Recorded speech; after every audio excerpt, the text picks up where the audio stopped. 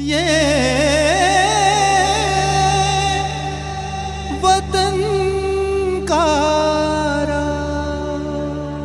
वतन का राग सुनने वाले सभी श्रोताओं को हमारा नमस्कार। अगर तुम सोचती हो कि मैं पढ़ाई पूरी करने के बाद एक बड़े वेतन की नौकरी करूंगा, खूब पैसे कमाकर तुम्हें अमीरी में रखूंगा, तो तुम ऐसा सोचना बंद कर दो, क्योंकि मैंने ये निश्चय किया है कि पढ़ाई के बाद मैं अपना पूरा समय देश और समाज के कल्याण में व्यतीत करूंगा। पैसा मुझे उतना ही चाहिए जिससे 2 समय की रोटी मिल जाए। अपनी मां को एमए की पढ़ाई के दौरान ये पत्र लिखने वाले महान देशभक्त, समाज सुधारक और पत्रकार थे गोपाल गणेश आगरकर। शिक्षा, नारी सशक्तिकरण, जातिगत भेदभाव के विरोध और वैज्ञानिक सोच के प्रचार प्रसार की दिशा में उन्होंने जीवन पर्यंत कार्य किया। गोपाल गणेश आगरकर का जन्म 14 जुलाई सन 1856 को महाराष्ट्र के सतारा जिले के तेंबू नामक गांव में हुआ था। किसी समय ये परिवार अत्यंत संपन्न था, लेकिन पिता गणेश पंत की पीढ़ी तक आते आते परिवार निर्धन हो गया था। गोपाल गणेश आगरकर की आरंभिक शिक्षा उनके ननिहाल कहाड़ में हुई। वो अत्यंत मेधावी छात्र थे, लेकिन गरीबी के कारण बचपन में ही उन्हें मुंसिफ की अदालत में क्लर्क की नौकरी करनी पड़ी। रत्नागिरी में उनके एक रिश्तेदार अच्छे पद पर थे। गोपाल गणेश आगरकर ने अब उनके पास जाकर पढ़ने का इरादा किया और क्लर्क की नौकरी से त्यागपत्र दे दिया। मुंसिफ साहब उनकी प्रतिभा से इतना अधिक प्रभावित थे कि उन्होंने उनका त्यागपत्र तो स्वीकार किया ही, रास्ते के खर्चे के लिए 75 रुपए भी दिए। 16 वर्ष के आगरकर 300 मील पैदल चलकर रत्नागिरी पहुंचे, लेकिन यहां पहुंचकर उन्हें मालूम हुआ कि उनके रिश्तेदार का निधन हो चुका है। परिवार ने उन्हें आश्रय तो दिया, लेकिन परिवार बहुत कुछ कर सकने में समर्थ नहीं था। गोपाल गणेश आगरकर कुछ छोटे मोटे काम करते हुए पढ़ाई के लिए स्कूल भी जाते। इसी कठिनाई में एक दिन वो देर से स्कूल पहुंचे। अध्यापक ने उन्हें डांट कर कहा, तुम अत्यंत लापरवाह हो, मुझे नहीं लगता कि तुम जीवन में कुछ कर सकोगे। इस पर बालक आगरकर ने जवाब दिया, अगर मैं आपकी तरह एमए नहीं हुआ तो नाम बदल दूंगा। कठिन परिस्थितियों में 9वीं तक पढ़ाई करके वो वापस कहाड़ आ गए। इसी बीच उनके मामा का तबादला अकोला हो गया। वो बालक आगरकर को अपने साथ ले गए। मामी वहां नहीं थीं, इसलिए गोपाल गणेश आगरकर खाना बनाकर मामा को खिलाते और स्कूल में पढ़ने चले जाते। इस तरह उन्होंने 19 वर्ष की आयु में मैट्रिक की परीक्षा उत्तीर्ण की। कठिनाइयां बहुत थीं, लेकिन गोपाल गणेश आगरकर आगे पढ़ना चाहते थे। उनके पास अपनी मेधा और दृढ़ संकल्प के अलावा कुछ भी नहीं था, लेकिन उनके सभी अध्यापक उनसे बहुत अधिक प्रभावित थे। अध्यापकों ने कुछ चंदा किया और आगे की पढ़ाई के लिए उन्हें पुणे भेज दिया। पुणे का डेक्कन कॉलेज उन दिनों महाराष्ट्र में विद्या का प्रमुख केंद्र था। गोपाल गणेश आगरकर जब पुणे आए तो उनके हाथ में 60 रुपए थे, मन में अडिग संकल्प और आंखों में थे देश और समाज के लिए अनगिनत सपने।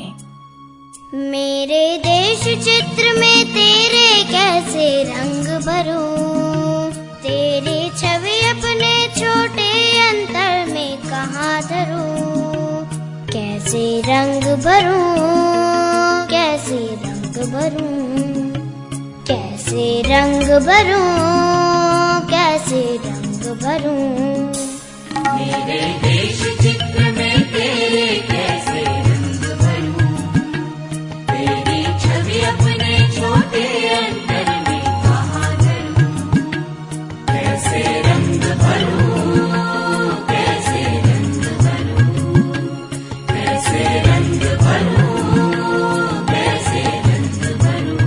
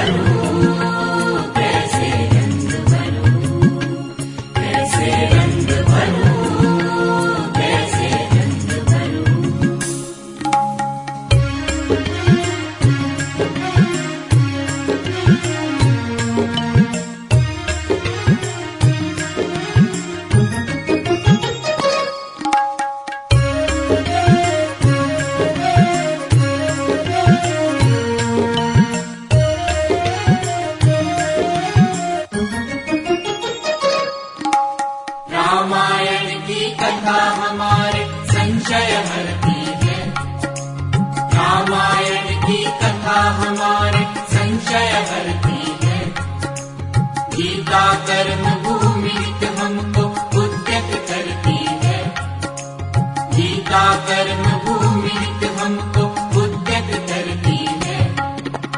यहाँ युद्ध त्योहार जुझारू बाजे बजते हैं। काल बलि से सुभट सूरमा रज को सजते हैं।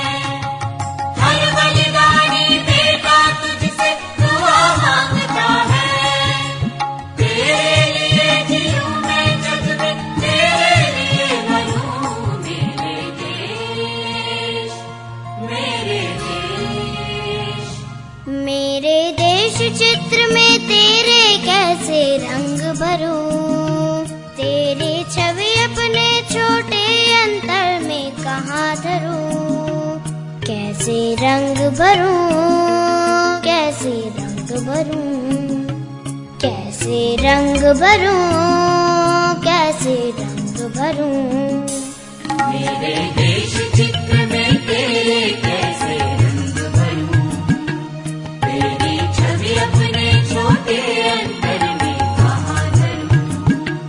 कैसे रंग भरूं, कैसे रंग भरूं, कैसे रंग भरूं, कैसे रंग भरूं। गोपाल गणेश आगरकर ने कॉलेज की पढ़ाई के दौरान पैसों की व्यवस्था के लिए अकोला के एक समाचार पत्र को पुणे से समाचार भेजना शुरू किया। उनका वेतन था 5 रुपए महीना। इसके साथ ही उन्होंने भाषण और लेख प्रतियोगिताओं में भी भाग लेना आरंभ किया और कई प्रतियोगिताएं जीतीं। जो पैसे मिले उनसे ही कॉलेज की फीस, कॉपी किताब और भोजन की व्यवस्था की। इस तरह बहुत संघर्ष के साथ उन्होंने बीए की परीक्षा उत्तीर्ण की। जब एमए की परीक्षा पास आई तब उनके पास फीस के पैसे नहीं थे। उन दिनों महाराष्ट्र में नाटकों की बड़ी धूम थी। अब उन्होंने नाटक मंडली के लिए नाटक लिखना आरंभ किया ताकि कुछ पैसे जुटा सकें। वो दिन भर पढ़ते और रात में नाटक लिखते। जब ये खबर उनके प्राध्यापक छत्रे जी तक पहुंची तो उन्होंने उनकी फीस खुद जमा करवा दी। लेकिन कॉलेज के इन संघर्ष भरे दिनों ने आगरकर जी के जीवन की दिशा तय कर दी थी। कॉलेज के दिन के 2 संयोग ऐसे हुए जिनका संबंध उनके भावी जीवन से रहा। पहला, लोकमान्य बाल गंगाधर तिलक से मित्रता और दूसरा, समाचार पत्रों के लिए लेखन। तिलक जी के साथ उनकी मित्रता आगे भी जारी रही क्योंकि दोनों का उद्देश्य एक था, लेकिन उनके काम करने के तरीके में थोड़ा अंतर था। गोपाल गणेश आगरकर का विचार था कि देश की उन्नति के लिए समाज सुधार सबसे आवश्यक है, जबकि तिलक जी का कहना था कि देश की आजादी के बाद समाज सुधार का काम आसान हो जाएगा। लेकिन दोनों इस बात पर एकमत थे कि ब्रिटिश राज में सरकारी स्कूलों में जो शिक्षा दी जाती है उससे देश प्रेम नहीं बल्कि अंग्रेजों के प्रति स्वामी भक्ति की भावना छात्रों में भरी जाती है। इसलिए दोनों ने प्रसिद्ध विद्वान विष्णु शास्त्री चिपलूणकर के साथ मिलकर पुणे में न्यू इंग्लिश स्कूल की स्थापना की। शिक्षा के प्रचार प्रसार के साथ साथ जनता में जागृति पैदा करने के लिए तिलक जी ने 2 समाचार पत्र केसरी और मराठा का प्रकाशन आरंभ किया। आगरकर जी ने केसरी का संपादन संभाला। दोनों पत्रों में जनता की बात अत्यंत दृढ़ता के साथ रखी जाती थी। अन्याय और शोषण के विरुद्ध एक हुंकार थी इन पत्रों में। उन दिनों कोल्हापुर के महाराज पर जो अन्याय हो रहा था उसके विरोध में इन पत्रों में कई लेख प्रकाशित हुए, जिसके कारण आगरकर जी और तिलक जी पर मानहानि का मुकदमा हुआ और दोनों को जेल जाना पड़ा। जेल से छूटने के बाद महाराष्ट्र की जनता ने जिस उत्साह के साथ दोनों का अभिनंदन किया उसने जनता के बीच उनकी प्रसिद्धि को सिद्ध कर दिया। सन 1884 में डेक्कन एजुकेशन सोसाइटी की स्थापना हुई और फर्ग्यूसन कॉलेज अस्तित्व में आया। तिलक जी और आगरकर जी इसमें प्राध्यापक हुए। उधर मराठा और केसरी दोनों ही पत्र उनकी विचारधारा के संवाहक बने, लेकिन कुछ विशेष मुद्दों पर दोनों में मतभेद था। इसलिए आगरकर जी केसरी के संपादन से अलग हो गए। उन्होंने सुधारक नामक नया साप्ताहिक पत्र निकालना आरंभ किया। इस तरह दोनों की राहें अलग हो गईं, लेकिन दोनों एक ही लक्ष्य, एक ही उद्देश्य के लिए आजीवन जुटे रहे। दोनों की ही प्राथमिकता में सबसे पहले था भारत। भारत जननी तेरी जय विजय हो,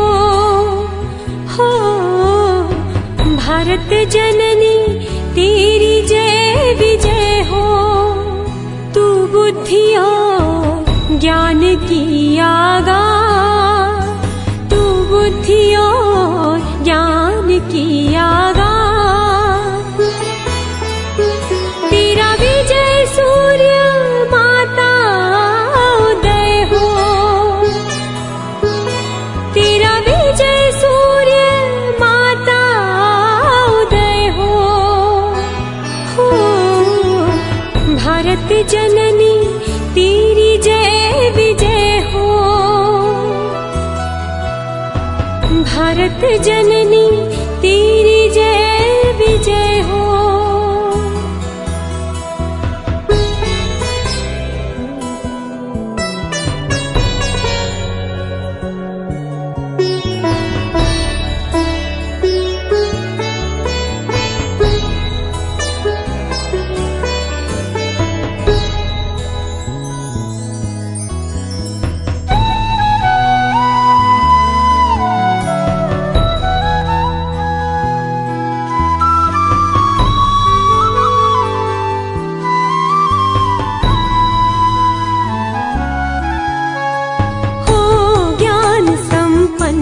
जीवन सुफल होवे,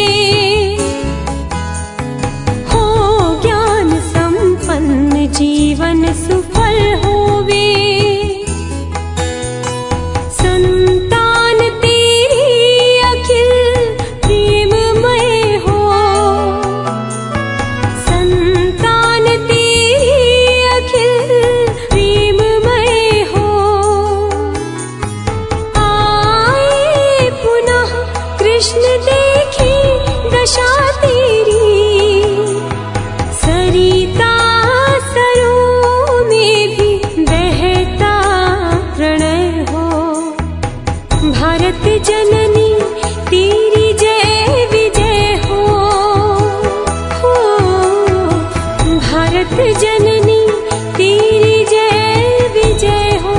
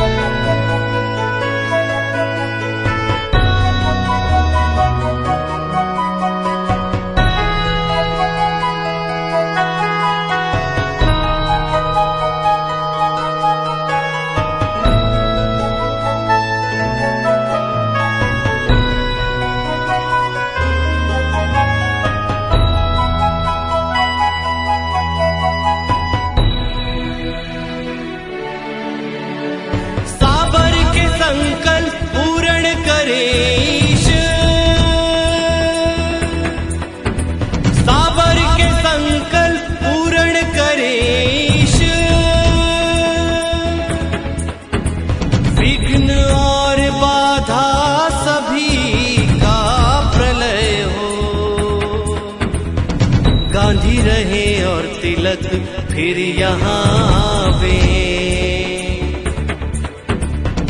अरविंद लाला महेंद्र की जय हो। भारत जननी तेरी जय विजय हो, भारत जननी तेरी जय विजय हो। कुछ समय बाद तिलक जी ने डेक्कन एजुकेशन सोसाइटी छोड़ दी। उधर गोपाल गणेश आगरकर फर्ग्यूसन कॉलेज के प्रधानाचार्य के पद पर थे और वो आजीवन इस पद पर बने रहे। दरअसल आगरकर जी बड़े उदार विचारों के व्यक्ति थे। उन्होंने छुआछूत और जाति प्रथा का खुलकर विरोध किया। उन्होंने अपनी पत्रिका सुधारक के जरिए छुआछूत और जाति प्रथा के विरुद्ध अभियान चलाया। महाराष्ट्र के पढ़े लिखे लोग गोपाल गणेश आगरकर को अपना गुरु और समाचार पत्र सुधारक को अपना मुख्य पत्र मानने लग गए। लेकिन आम जन के बीच उनका विरोध बढ़ता जा रहा था, क्योंकि स्त्रियों की शिक्षा और विधवा विवाह के विषय में उनके प्रगतिशील विचार समाज को अप्रिय लगते थे। आगरकर जी विधवा विवाह के पक्षधर थे। उनका ये भी कहना था कि लड़कों के विवाह की उम्र 20-22 वर्ष और लड़कियों की कम से कम 15-16 वर्ष होनी चाहिए। 14 वर्ष तक की अनिवार्य शिक्षा और सह शिक्षा के वो समर्थक थे। उनके मन में महिलाओं के अधिकारों के विषय में चिंता बचपन से ही उत्पन्न हो गई थी, क्योंकि उन्होंने अपनी 2 विधवा मौसी और चाची की पीड़ा को बहुत पास से देखा था। इसीलिए उन्होंने स्त्रियों को समाज में उचित स्थान दिलाने के लिए निरंतर आवाज उठाई। जब महर्षि धोंडोपंत कर्वे ने स्वयं विधवा विवाह किया, तब आगरकर जी ने उन्हें अपने घर पर आमंत्रित कर उन्हें सम्मानित किया। गोपाल गणेश आगरकर ने अंधविश्वास के विरुद्ध सदैव लड़ाई लड़ी। वो तर्क और समानता की जमीन पर जीवन को देखते थे। उन्होंने सदा नैतिकता को धर्म से अलग करके देखा। वो स्वयं अनीश्वरवादी थे, लेकिन अपनी पत्नी को कभी भी उन्होंने पूजा करने से रोका नहीं। इस तरह वो एक अत्यंत प्रगतिवादी व्यक्ति थे। उनकी विचारधारा से तत्कालीन समाज अपना सामंजस्य नहीं बिठा पा रहा था। यही कारण है कि उन्हें हत्या की धमकी दी गई।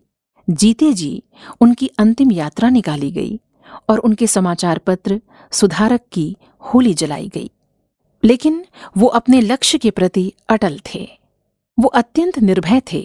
भीषण सामाजिक विरोध के बावजूद वो अपनी राह पर लगातार चलते रहे। उनका एक ही नारा था, जो उचित है वो कहूंगा और जो संभव है वो करूंगा। धीरे धीरे उनका स्वास्थ्य बिगड़ रहा था और 17 जून सन 1895 को मात्र 39 वर्ष की अवस्था में उनका निधन हो गया। उनकी मृत्यु का समाचार सुनकर तिलक जी और गोखले जी तुरंत उनके पास दौड़े आए, लेकिन आगरकर जी अनंत की यात्रा पर निकल चुके थे। बस उनके सिरहाने एक पुड़िया में कुछ रुपए रखे थे और उस पुड़िया पर लिखा था, ये रुपए मेरी अंत्येष्टि के लिए रखे हैं। इस तरह एक महान आत्मा की विदाई हुई। शत शत नमन उनके तप, साधना और संघर्ष को। बलिहारी तेरा बरवे बरवे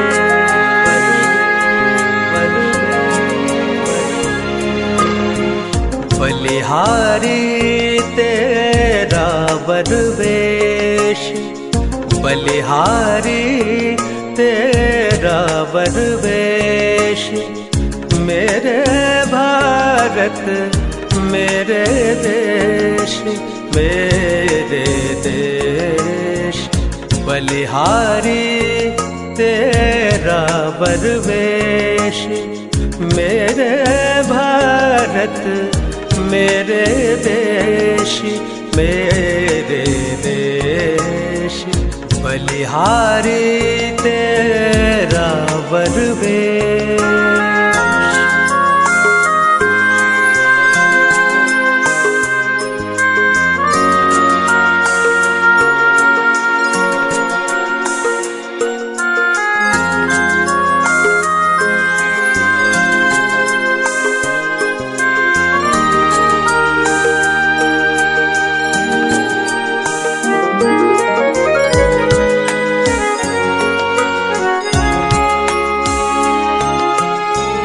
बाहर मुकुट विभूषित भाल, भीतर जटा जूट का जाल।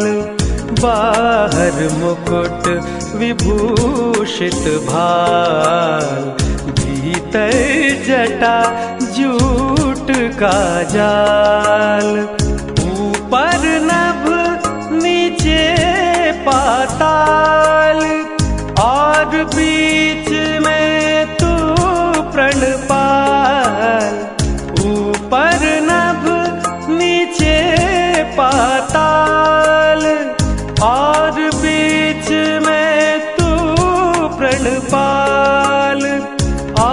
और बीच में तू प्रणपाल, तू प्रणपाल। बंधन में भी मुक्ति निवेश, मेरे भारत मेरे देश, मेरे देश। बलिहारी तेरा वरवेश।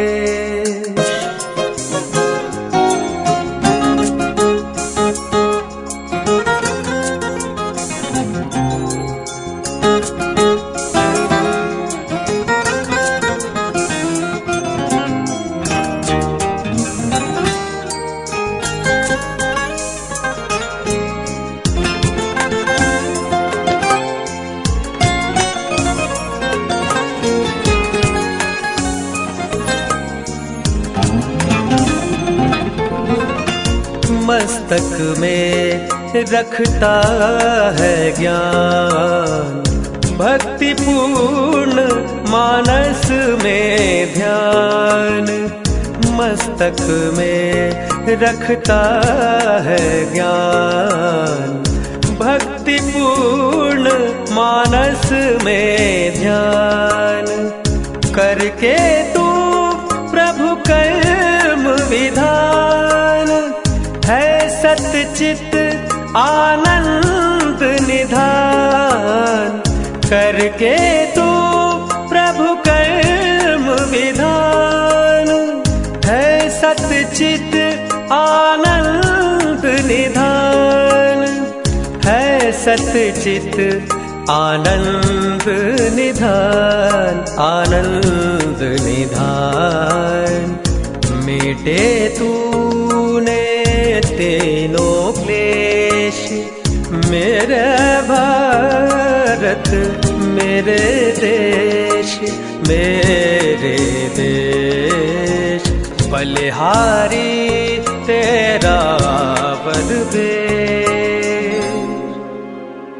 अभी आप सुन रहे थे कार्यक्रम वतन का राग। प्रस्तुति स्वराज संस्थान संचालनालय, संस्कृति विभाग, मध्य प्रदेश की। ये वतन का